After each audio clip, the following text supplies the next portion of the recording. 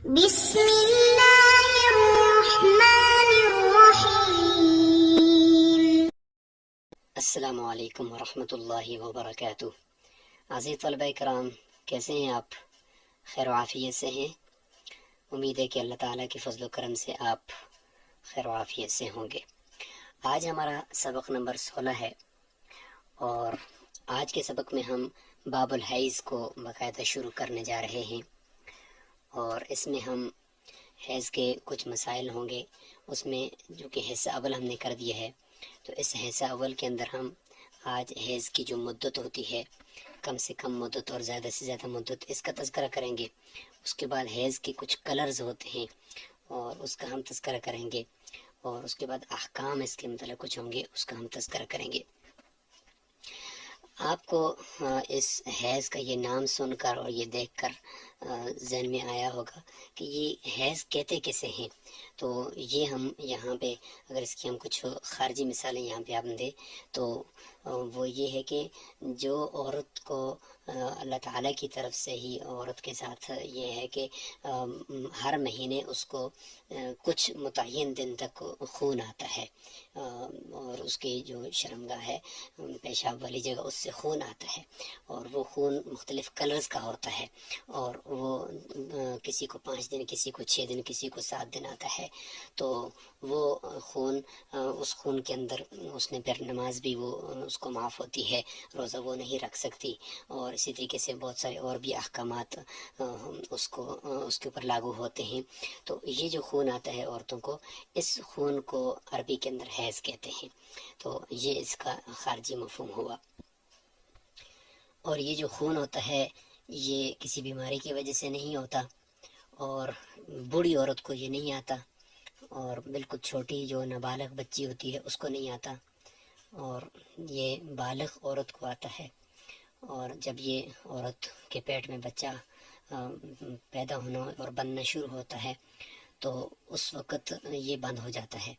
تو یہ کچھ اس خون کی علامات ہوتی ہیں، اور اس کے کچھ مختلف کلرز ہوتے ہیں، مٹیالے قسم کا، سرخ قسم کا، سبز، زرد۔ تو یہ کچھ کلرز اس کے ہوتے ہیں۔ تو یہ کچھ اس کی علامات ہیں، اور یہ ہر مہینے آتا ہے، اور جب ایک مرتبہ آ کر ختم ہو جائے تو اس کے بعد 15 دن کے بعد ہی آتا ہے، 15 دن سے پہلے نہیں آتا۔ تو یہ اس کی کچھ علامات ہیں، اور آگے چل کر مزید بھی ہم اس کو تفصیل سے دیکھتے ہیں، تو انشاءاللہ یہ ہمارے سامنے واضح ہو جائے گا۔ آگے چلنے سے پہلے ہم اس پورے باب کا خلاصہ دیکھ لیتے ہیں ایک نظر میں۔ تو یہ مائنڈ میپ کے ذریعے سے آپ دیکھ سکتے ہیں کہ یہ باب الحیض کا ہم نے خلاصہ کیا ہے کہ اس پورے باب کے اندر 3 بحثیں ہوں گی۔ سب سے پہلی بحث یہ ہے مسائل الحیض، یعنی حیض کے مسائل اس میں ہوں گے۔ دوسرے نمبر پر یہ مسائل الاستحاضہ، استحاضہ کے مسائل ہوں گے۔ استحاضہ کسے کہتے ہیں وہ آگے چل کر ہم انشاءاللہ آپ کو بتائیں گے۔ نمبر 3 مسائل النفاس، نفاس کے مسائل ہوں گے۔ نفاس کی تشریح بھی جب ہم اس کو پڑھیں گے تو اس وقت ہم اس کا خارجی مفہوم بھی بیان کر دیں گے اور اس کو دیکھ لیں گے۔ اب مسائل الحیض میں دیکھیں تو اس کی 5 قسمیں ہم نے کی ہیں۔ مدت الحیض، حیض کی مدت کتنی ہے اور کتنے دن تک یہ بلڈ آتا ہے، یہ ہم بیان کریں گے۔ دوسرے نمبر پر ہے جی الوان الحیض، حیض کے رنگ، الوان لون رنگ کو کہتے ہیں، کہ اس کے کلرز کتنے ہیں۔ تو وہ تقریباً 5 قسم کے کلر ہیں: سرخی مائل، زردی مائل، مٹیالہ، سبز اور سیاہ، یہ کلرز اس کے ہوتے ہیں۔ تو یہ ہم ڈسکس کریں گے۔ تیسری قسم ہے مسائل الحیض میں احکام الحیض، کہ حیض کا حکم کیا ہے، کہ جب عورت کو یہ بلڈ آتا ہے ان دنوں میں عورت کے لیے نماز کا کیا حکم ہے، روزے کا کیا حکم ہے، اور ان دنوں کے اندر اس کو تلاوت قرآن کا کیا حکم ہے۔ تو یہ ساری چیزیں۔ نمبر 4 طہر المتخلل، اس سے متعلق ڈسکس ہوگی۔ اور 5ویں نمبر پر ہے مدت الطہر، کہ وہ جو درمیان میں پاکی کا جو وقت ہوگا، طہر کا، یہ طہر پاکی کو کہتے ہیں، وہ پاکی کا جو وقت ہوگا وہ کتنا ہوگا، تو اس سے متعلق گفتگو ہوگی۔ تو یہ ہو جائے گا مسائل الحیض۔ مسائل النفاس میں ہم جائیں گے، اور مسائل الاستحاضہ میں تعریف الاستحاضہ ہوگی، اور احکام الاستحاضہ ہوگا اور حکم المعذورین ہوگا۔ مسائل النفاس میں اگر ہم دیکھیں تو تعریف النفاس ہوگا، مدت النفاس ہوگا، اور نفاس التوأمین ہوگا کہ جڑواں بچے اگر پیدا ہو جاتے ہیں تو اس وقت عورت کا جو خون آتا ہے تو اس کا کیا حساب ہوگا اور اس کے کیا احکامات ہوں گے۔ تو بہرحال یہاں پہ مختصراً یہ بتاتے چلیں کہ استحاضہ اس کو کہتے ہیں کہ جو کسی بیماری کی وجہ سے خون عورت کو آتا ہے، مطلب یہ کہ حیض کے جو دن ہوتے ہیں ان کے علاوہ جو خون عورت کو آتا رہتا ہے پورے مہینہ یا کئی سالوں تک آتا رہتا ہے کسی بیماری کی وجہ سے، اندرونی بیماری کی وجہ سے، اس کو استحاضہ کہتے ہیں۔ اور نفاس کہتے ہیں کہ بچے کے پیدا ہونے کے بعد جو خون چلتا ہے اس کو نفاس کہتے ہیں۔ تو یہ پورے باب کا مختصر خلاصہ ہو گیا، اور ابھی ہم انشاءاللہ باقاعدہ اس باب کو شروع کریں گے، اور جو جو چیزیں آپ کے سامنے آئیں گی انشاءاللہ اسی کے ساتھ ساتھ ہم اس کو سمجھتے جائیں گے۔ تو یہ ہے ہمارا آج کا سبق باب الحیض سے۔ باب الحیضی عبارت سب سے پہلے ہم پڑھیں گے، اقل الحیض ثلاثة ایام ولیالیہا وما نقص من ذلك فليس بحیض وهو استحاضة وأكثره 10 أيام وما زاد على ذلك فهو استحاضة وما تراه المرأة من الحمرة والصفرة والكدرة في أيام الحيض فهو حيض حتى ترى البياض خالصا، والحيض يسقط عن الحائض الصلاة ويحرم عليها الصوم، وتقضي الصوم ولا تقضي الصلاة، ولا تدخل المسجد ولا تطوف بالبيت، ولا يأتيها زوجها، ولا يجوز لحائض ولا لجنوب قراءة القرآن، ولا يجوز للمحدث مس المصحف إلا أن يأخذه بغلافه۔ تو یہاں تک آج ہم پڑھیں گے۔ تو سب سے پہلے حیض کی ہم تعریف کر لیتے ہیں۔ تو جس طریقے سے خارجی مفہوم سے آپ نے سمجھ لیا کہ یہ عورت کو ہر مہینے کے اندر خون آتا ہے، اور عورت بھی مخصوص عورت ہوتی ہے، چھوٹی بچی نہیں ہوتی، اور بوڑھی عورت، بالکل بوڑھی عورت یہ بھی نہیں ہوتی، بلکہ ایک بالغ عورت ہوتی ہے، اور ایسی عورت جو بالغ ہو اور تقریباً 9-10 سال سے اوپر کی ہو اور 50 سال سے کم از کم نیچے کی ہو۔ تو اس درمیانی عمر کے اندر عورت کو یہ خون آتا ہے، اور آتا بھی ہر مہینے کے اندر ہے، تو اس کو عربی کے اندر حیض کہتے ہیں۔ اب ہا یا اور ضاد اس کا لغوی معنی ہم کر لیتے ہیں۔ تو لغوی معنی اس کا ہے کہ اسم لخروج الدم، کہ خون کے نکلنے کو حیض کہتے ہیں، من الفرج، فرج سے، علی ای صفت، فرج کہتے ہیں عورت کی شرمگاہ، یعنی جو عورت کی شرمگاہ ہوتی ہے، پیشاب کی جگہ ہوتی ہے، اس کو فرج کہتے ہیں۔ علی ای صفت کھانا، چاہے جس طریقے سے بھی ہو، لیکن لغت میں اس کو ہم جو خون عورت کے اگلے راستے سے نکلتا ہے اس کو ہم حیض ہی کہیں گے۔ من آدمیت او غیرہا، لغوی معنی کے اعتبار سے تو چاہے وہ کسی جانور کی شرمگاہ سے نکل رہا ہو یا کسی انسان کی شرمگاہ سے نکل رہا ہو، آدمی ہو یا غیر آدمی ہو، اس کو ہم حیض ہی کہیں گے۔ اب اصطلاحی تعریف جو ہوگی اس میں جا کر ہم باقی جتنے بھی جانور ہیں اور حیوانات ہیں وہ نکل جائیں گے، اور انسان اور اس میں بھی صرف مؤنث عورت جو ہے وہ مخصوص ہو جائے گی۔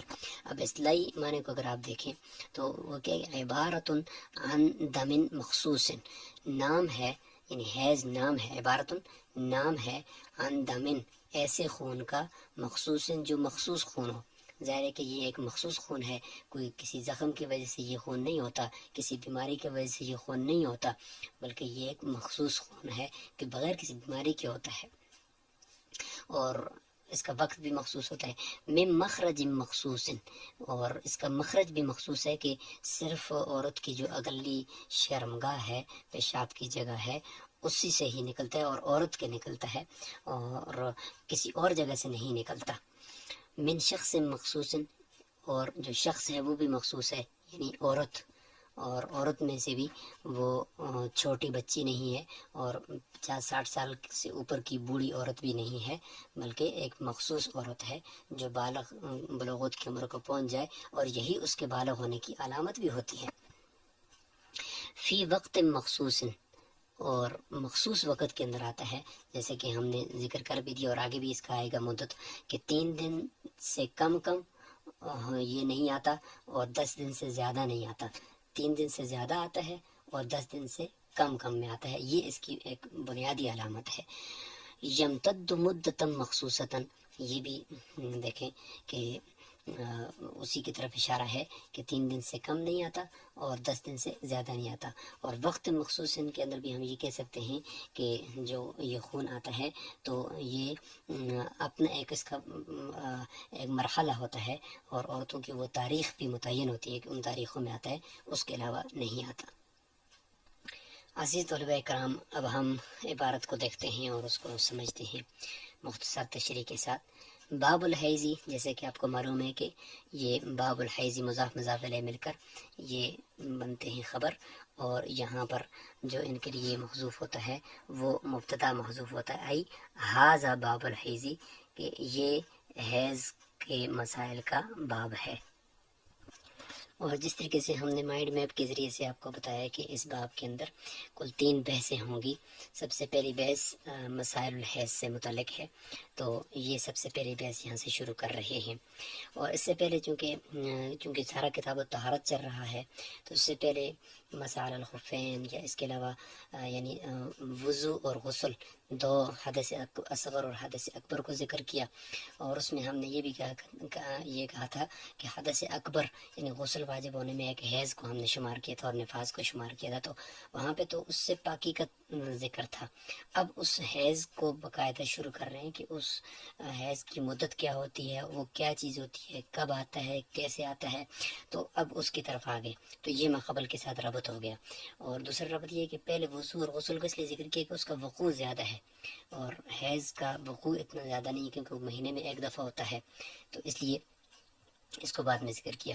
پھر اس باب الحیض کے اندر چونکہ 3 ہیں بحثیں، استحاضہ بھی ہے، نفاس بھی ہے، تو حیض کو پہلے کیوں ذکر کیا؟ تو وہ ہم نے اسی قاعدے کے اوپر ہی اس کو آپ سمجھ لیں، کیونکہ حیض کا وقوع پھر نفاس سے زیادہ ہے، کیونکہ نفاس تو سال میں 2 سال میں جب بچہ پیدا ہوتا تب آتا ہے، جبکہ استحاضہ تو کبھی کبھار کسی عورت کو بیماری ہوتی ہے تو وہ خون آتا ہے، ورنہ نہیں آتا، جبکہ حیض تو ہر مہینے عورت کو آتا ہے. تو اس لیے اس کو پہلے ذکر کر دیا. اب اس میں جو مسائل الحیض ہیں، وہ حیض کے جو مسائل تھے اس کی ہم نے آپ کو 5 قسمیں مائنڈ میں کر کے دکھائی تھی. تو یہاں پہ سب سے پہلی قسم شروع ہو گئی ہے، یہاں سے یہ مدت حیض شروع ہو گئی یہاں سے کہ حیض کی مدت کیا ہے. تو یہ سب سے پہلی ہے جی کہ حیض کی مدت کیا ہے. تو فرمایا کہ اقل الحیض 3 ایام، کہ حیض کی کم سے کم جو مدت ہے وہ 3 دن ہے، ولیالیہا، اور 3 راتیں، یعنی 3 دن اور 3 راتیں یہ اس کی کم سے کم مدت ہے. یعنی 3 دن سے کم اگر کسی عورت کو خون آ رہا ہے، 2 دن، 2.5 دن اور 1 دن 1 رات، 2 دن 2 رات، تو اس کو ہم حیض نہیں کہیں گے، ہم اس کو کوئی استحاضہ کہیں گے. استحاضہ یعنی کسی بیماری کی وجہ سے آنے والا کوئی خون یا کوئی بلڈ عورت کو آ رہا ہے. تو اس لیے اس حیض کا جو خون ہوگا اس کی بنیادی علامت یہ ہے کہ یہ 3 دن سے کم نہیں ہوتا، 3 دن سے اوپر ہی ہوتا ہے. وما نقص من ذلك، اور جو اس سے کم ہوگا یعنی 2 دن 2.5 دن، فلیس بحیض، تو یہ حیض نہیں ہوگا. وہ استحاضۃ، بلکہ وہ استحاضہ کا خون ہوگا. استحاضہ کا مطلب میں نے آپ کو بتا دیا کہ کسی بیماری کی وجہ سے، کسی اور وجہ سے عورت کے اندر کوئی زخم ہے تو اس وجہ سے وہ آ رہا ہوگا.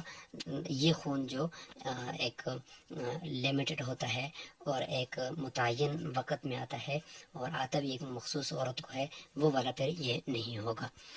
اچھا، یہ تو تھی کم از کم مدت. اکثر مدت کتنی ہے کہ کتنی اکثر زیادہ سے زیادہ کب تک آ سکتا ہے؟ تو فرمایا کہ وہ اکثر زیادہ سے زیادہ جو اس کی مدت ہے 10 ایام، 10 دن ہے. وما زاد علی ذالک، اور اگر اس سے زیادہ جو ہوگا 10 دن سے اوپر، 11 دن 12 دن 13 دن 15 دن 20 دن آ رہا ہے ایک عورت کو، فہو استحاضہ، تو پھر یہ بھی استحاضہ کا خون ہوگا کہ اللہ تعالیٰ نے کوئی اس کی ایک مخصوص ایک مقدار رکھی ہے کہ اس سے کم نہیں ہوگا اور اس سے زیادہ نہیں. یعنی یعنی 3 دن سے کم نہیں ہوگا اور 10 دن سے زیادہ نہیں ہوگا. لہٰذا 10 دن سے زیادہ اگر کسی عورت کو آ رہا ہے تو وہ نماز بھی پڑھے گی اور روزہ بھی رکھے گی. آگے انشاءاللہ احکامات آ رہے ہیں. لہٰذا وہ کسی بیماری کی وجہ سے اس کو چاہیے کہ وہ اپنا علاج کروائے. اب مسائل الحیض کا دوسرا حصہ شروع ہو گیا ہے. 5 قسمیں تھی مسائل الحیض کی اور اس میں مدت گزر چکی ہے. اب ہم دوسرے نمبر پر آ گئے ہیں کہ کلر کیا ہوگا.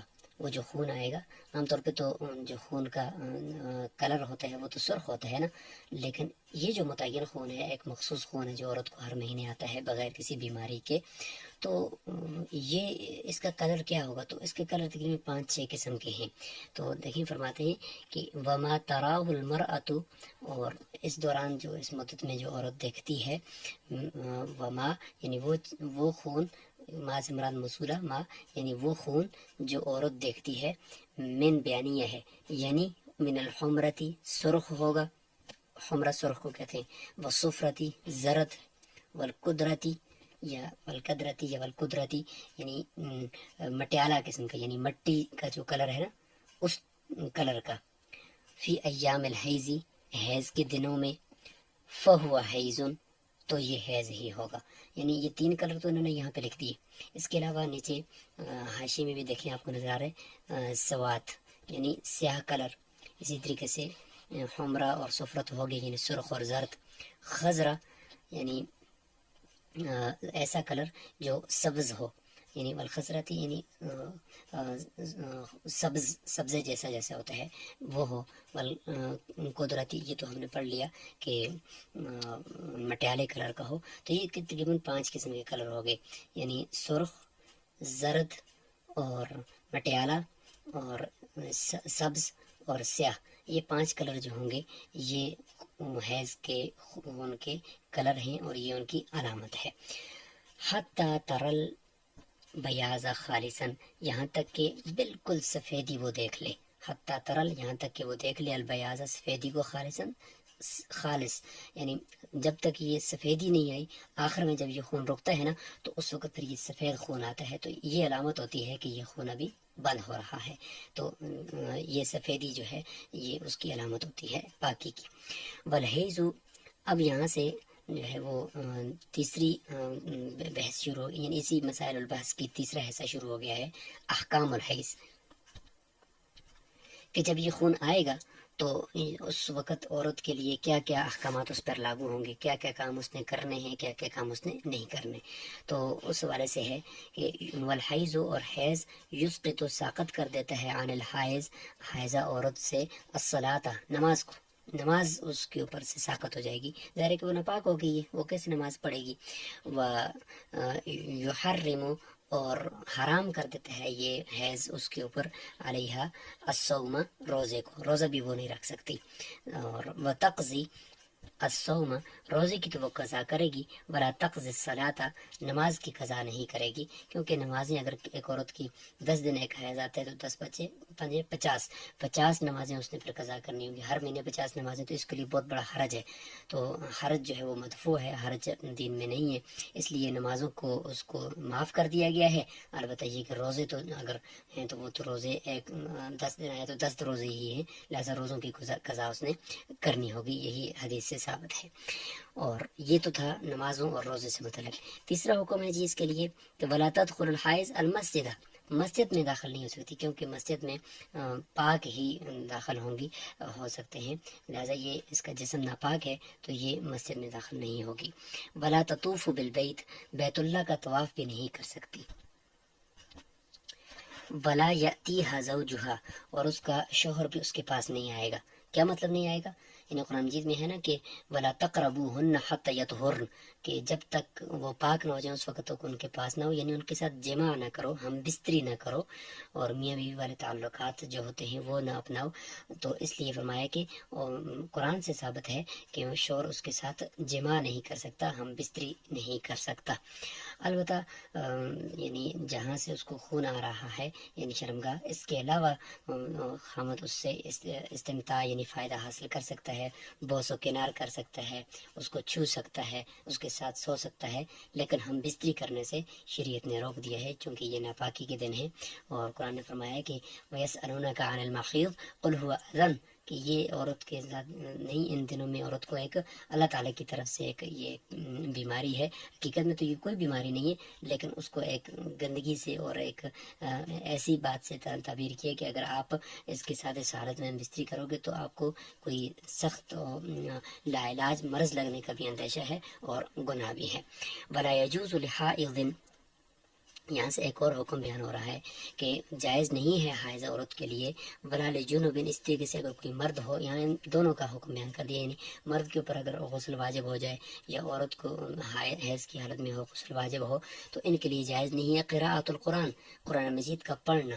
جب پڑھنا ان کے لیے جائز نہیں ہے تو چھونا تو بطری کی اولا جائز نہیں ہے، لہٰذا قرآن مجید کو پوری ایک مکمل آیت عورت نہیں پڑھ سکتی، البتہ اس کو کاٹ کاٹ کر اگر پڑھنا چاہے تو مطلب الحمد للہ رب العالمین اس طریقے سے کر کے پڑھ سکتی ہے۔ اگر وہ معلمہ ہے تو پڑھا بھی اس طریقے سے سکتی ہے، لیکن پوری آیت مکمل نہیں پڑھ سکتی۔ البتہ وہ صورتیں چھوٹی چھوٹی جو آخری 4 قل ہوتی ہیں، یہ جو ذکر کے طور پر پڑھی جاتی ہیں تو ان کو ذکر کی نیت سے تو پڑھ سکتے ہیں، اس کے علاوہ ذکر، اذکار، استغفار یہ سارے کر سکتی ہے، لیکن قرآن مجید کی تلاوت کی نیت سے قرآن مجید کو نہیں پڑھ سکتی، نہ زبانی پڑھ سکتی اور نہ ہی ہاتھ لگا کر دیکھ کر پڑھ سکتی ہے۔ ولا يجوز للمحدث، اور اسی طریقے سے محدث یعنی محدث کے لیے یہاں پہ عام ہے، یعنی اس میں انہوں نے وضو جس کا ٹوٹا ہو اس کو بھی اس میں ذکر کر دیا، اور ساتھ ساتھ جس کے اوپر غسل واجب ہو اس کو بھی ذکر کر دیا، اس لیے محدث ذکر کیا ہے تاکہ سب اس کے اندر آ جائیں۔ مس المصحف، یعنی قرآن مجید کا جو مصحف ہے یعنی نسخہ ہے اس کو چھونا، یہ چھونا جائز نہیں ہے۔ محدث یعنی کسی بھی ایسے آدمی کے لیے جس کا وضو ٹوٹا ہوا ہو یا جس کے اوپر غسل واجب ہو، الا ان یاخذہ بغلافہ، الا یہ کہ وہ اس کو اس کے غلاف کے ساتھ پکڑ لے۔ غلاف وہ والا غلاف مراد ہے، یہاں پہ وہ والا کور مراد ہے قرآن مجید کا جو اس سے الگ ہو سکتا ہو، یعنی وہ والا جو اس کے ساتھ سیا ہوا ہے وہ مراد نہیں ہے، کیونکہ وہ تو پھر اس کا حصہ ہے نا، تو اس کے ساتھ چھونا جائز نہیں ہے۔ اپنے پاس کوئی مطلب الگ سے جو خلاف ہوتا ہے جو اس کے اوپر باندھا ہوتا ہے اس کے ساتھ پکڑ لے، یا اپنے پاس کوئی رومال ہے اس کے ساتھ پکڑ لے۔ خلاصہ یہ ہے کہ قرآن مجید کے ساتھ جو چیز جڑی ہوئی ہے یا آپ کے اپنے جسم کے تابع کوئی کپڑا ہے، کوئی آپ کی آستین ہے، آپ کے کوئی کپڑا ہے، اس کے ساتھ آپ نہیں پکڑ سکتے۔ جو چیز آپ سے باہر ہو، یعنی رومال آپ کے بالکل کہیں سے اٹھایا اور اس کے ساتھ پکڑ لیا اور آپ کے جسم کے ساتھ وہ متصل یعنی آپ نے پہنا ہوا نہیں ہے، اور اس طریقے سے قرآن مجید کے ساتھ وہ سیا ہوا نہیں ہے، تو اس کے علاوہ کوئی ایسی آزاد کوئی کپڑا ہے تو اس کے ساتھ آپ پکڑ سکتے ہیں۔ اس طریقے سے باہر جو الگ ہونے والا غلاف ہے اس کے ساتھ پکڑ سکتے ہیں، اس کے علاوہ آپ نہیں پڑھ سکتے۔ قرآن میں ہے لا یمسہ الا المطہرون۔ تو آج ہم نے باب الحیض کو شروع کیا اور اس کے اندر حیض کی مدت کو پڑھ لیا، اور حیض کے جو اس کی جو مدت کے علاوہ ہم نے اس کی زیادہ سے زیادہ مدت پڑھ لی اور اس کی کم سے کم مدت پڑھ لی، اس کے کلرز پڑھ لیے کہ اس کے کون کون سے کلر ہوتے ہیں اور حیض کہتے کیسے ہیں، اس کی تعریفات وغیرہ وہ بھی ہم نے پڑھ لی، اور آخر میں ہم نے حیض کے متعلق یہ احکامات بھی پڑھ لیے ہیں۔ السلام علیکم ورحمۃ اللہ وبرکاتہ۔